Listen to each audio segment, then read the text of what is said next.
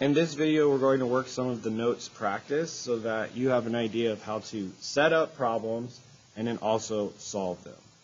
So the first four say to identify the angle relationship or solve for the missing angle. So example 1, example 2, we're looking for the angle relationship. As we see, I have a big angle and a big angle here for x and y. So I have big equals big, which means that it's probably one of my four congruent. Since one is inside, one is outside, I can get rid of alternate interior and alternate exterior. And since they are not across from each other in the sense that they are not across like this way, like there's nothing here, then I know it's not vertical. So vert is gone, alt interior gone, alt exterior gone, which leaves me with just corresponding. Okay? They're both in quadrant 4. Okay? And they're both congruent. Okay? Over here on example 2, notice I have an angle outside. So I have an angle outside and an angle outside.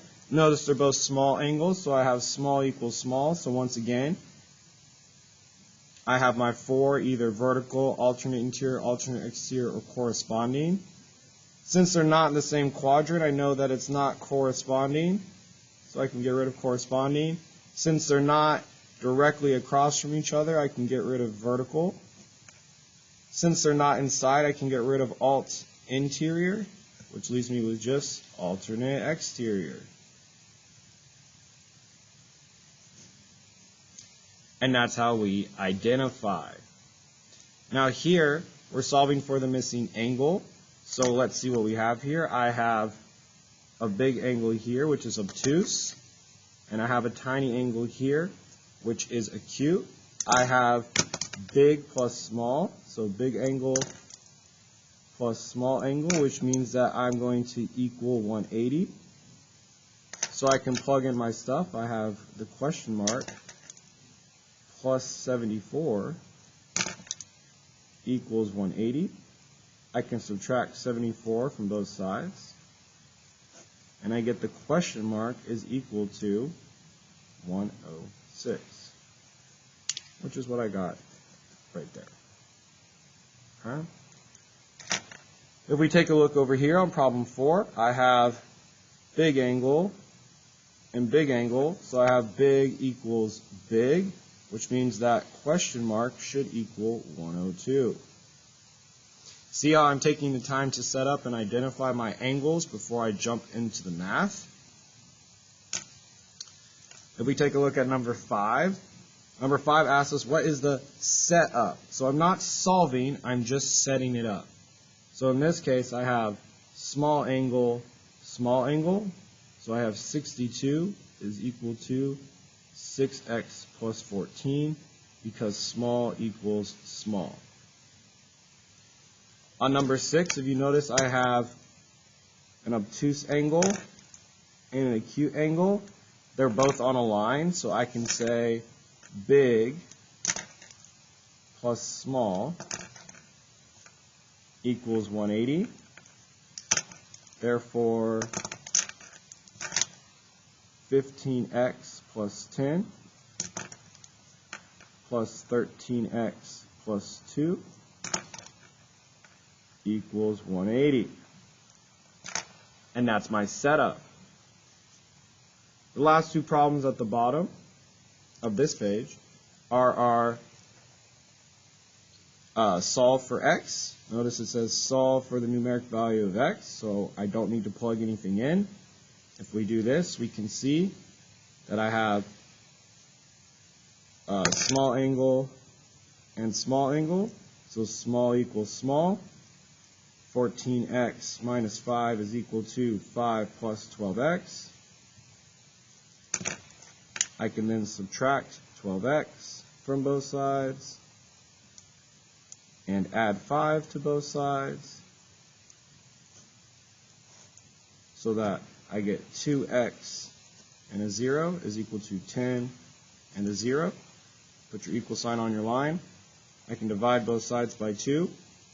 and so x is equal to 5.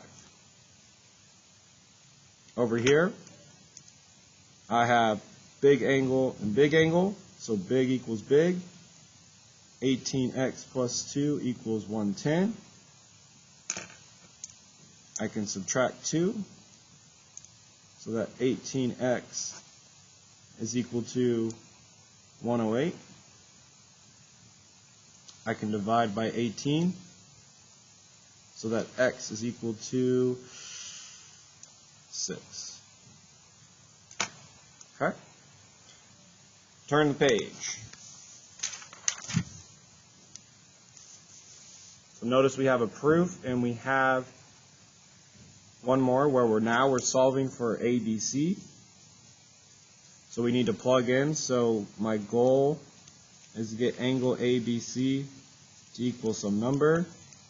Angle ABC currently equals ABC, 5x plus 5. So I need to solve for x. Well, if we see here, I have a cube,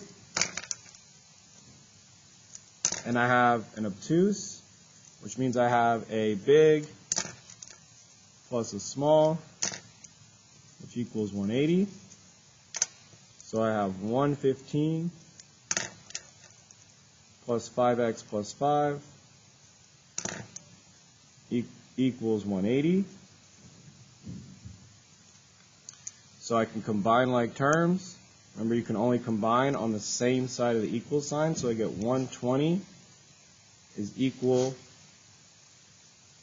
to 120 plus 5x equals 180. I can subtract 120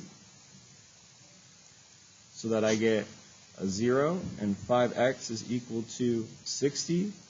I can divide by 5 and get x is equal to 12. But I'm not done. I got to plug it in over here.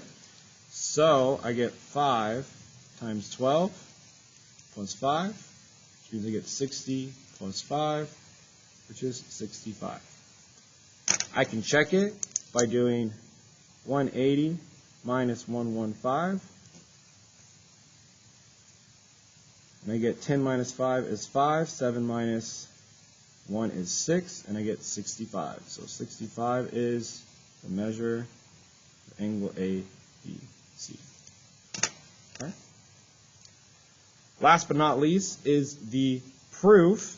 So we're trying to prove that x equals 12. That's the goal.